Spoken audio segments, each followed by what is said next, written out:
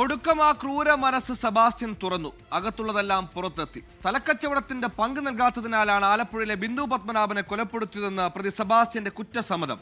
കഴുത്തിൽ ഷാൾ മുറുക്കിയാണ് കൊലപ്പെടുത്തിയതെന്നും മൃതദേഹം കത്തിച്ച അസ്ഥി കഷ്ണങ്ങൾ വേമ്പനാട്ടുകായലിൽ ഉപേക്ഷിച്ചെന്നും പ്രതി മൊഴി നൽകിയിട്ടുണ്ട്.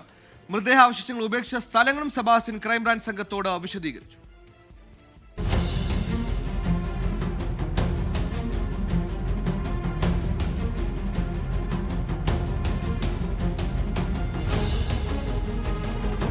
ചേർത്തല സ്വദേശിയായ സതീശൻ ബിന്ദു പത്മനാഭന്റെ സ്ഥലം വാങ്ങിയത് 2006 മെയ് 7-നാണ്.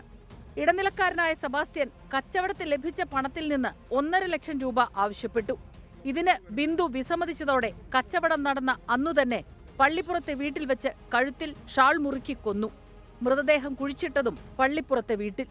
മാസങ്ങൾക്കു ശേഷം കുഴി തുരന്ന് അവശിഷ്ടങ്ങൾ എടുത്ത് കത്തിച്ചു. ചാരം വീട്ടിലും വെമ്പനാട് കായലിലുമായി ഉപേക്ഷിച്ചു. നടന്ന കാര്യങ്ങളെല്ലാം സെബാസ്റ്റ്യൻ തന്നെ ക്രൈംബ്രാഞ്ചിനോട് ഇങ്ങനെ വിശദീകരിച്ചു. വീണ്ടെടുക്കാനാകാത്ത വിധമാണ് തെളിവ് നശിപ്പിച്ചത്.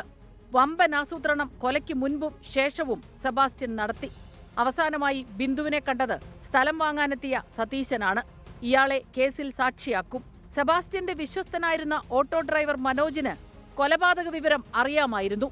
ബിന്ദുവിനെ കാണാതായതിനു പിന്നാലെ മനോജിനെ പോലീസ് ചോദ്യം ചെയ്യാൻ വിളിപ്പിച്ചു. ചോദ്യം ചെയ്യലിനെത്താതെ മനോജ് ആത്മഹത്യ ചെയ്തു. ഇതിൽ ദുരൂഹതയുള്ളതായും ക്രൈംബ്രാഞ്ച് പറഞ്ഞു. സെബാസ്റ്റ്യൻ വെളിപ്പെടുത്തിയ കാര്യങ്ങളിൽ വസ്തുത അന്വേഷണത്തിനൊരുങ്ങുകയാണ് അന്വേഷണ സംഘം.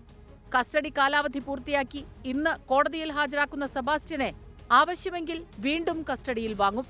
24 ആലപ്പുഴ.